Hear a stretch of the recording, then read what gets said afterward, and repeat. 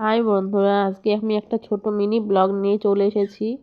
দেখো, মোমো বানালাম আজ সন্ধেবেলায়। তার জন্য একটু পরিপাটি করে চিকেনগুলো ধুয়ে মুছে নিয়ে একদম মিক্সচার গ্রাইন্ডারে দিয়ে পেস্ট করে নিয়ে পেঁয়াজ লঙ্কাগুলো দিয়ে দিলাম। পেঁয়াজ লঙ্কা দিয়ে তারপর ভালো করে মাখিয়ে নেব আগেটা। তারপর একটু ধনেপাতাও দিয়ে দিলাম, ধনেপাতাটা কুচি কুচি করে কেটে নিয়েছিলাম, সেটাও দিয়ে মাখিয়ে নিতে হবে। এর মধ্যে একটু মশলাও দিতে হবে, যেমন লবণ দিতে হবে, সয়া সস লাগবে। তোমরা নিশ্চয় সবাই জানো মোমো বানাতে কী কী লাগে না লাগে, তাও বলে দিচ্ছি একটু। সয়া সস দিয়ে দিলাম।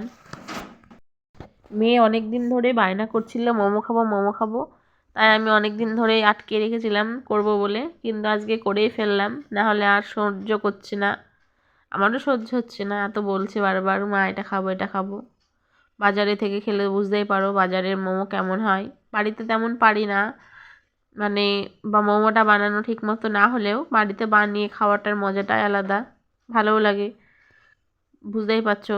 তাই দেখো, সমস্ত মশলা টশলা দিয়ে লবণ দিলাম, একটু গোলমরিচ দিয়ে দিলাম, ভিনিগার দেওয়া হয়েছিল, সয়া সস, ভিনিগার, লবণ আর গোলমরিচটা তো মাস্ট দিতে হবেই। দিয়ে সমস্ত কিছু মাখিয়ে নিলাম। তারপরে দেখো, গল্প করতে করতে মোমোগুলো আকৃতিও দিয়ে দিয়েছি। তোমাদের পছন্দ হবে না নিশ্চয়।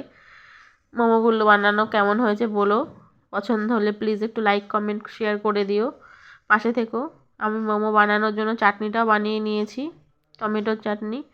ভিডিওটি কেমন লাগলো দেখে বলো, প্লিজ লাইক কমেন্ট শেয়ার করো।